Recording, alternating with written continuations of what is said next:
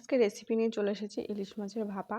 তো তার জন্য আমি এখানে প্রথমে ইলিশ মাছগুলো কেটে ভালো করে ধুয়ে নিয়েছি।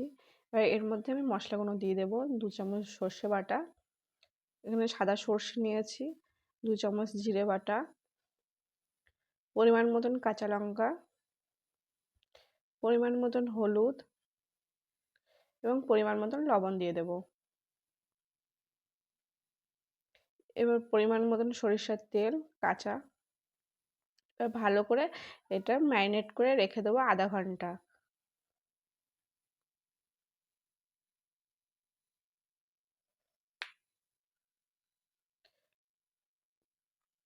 আধা ঘন্টা বা 1 ঘন্টা রাখলেই হবে।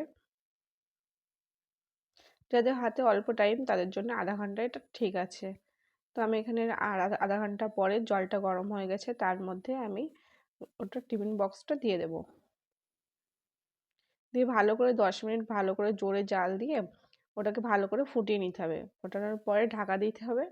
ঢাকা দিয়ে আস্তে আস্তে যাতে লো আছে 15 মিনিট রান্না করতে হবে। এবার 15 মিনিট পরে তুলে নিতে হবে। তুলে নেওয়ার পরে এই যে ইলিশ মাছের ভাপা রেডি হয়ে গেছে আমার। তো ভালো লাগলে অবশ্যই লাইক কমেন্ট সাবস্ক্রাইব করতে ভুলবে না।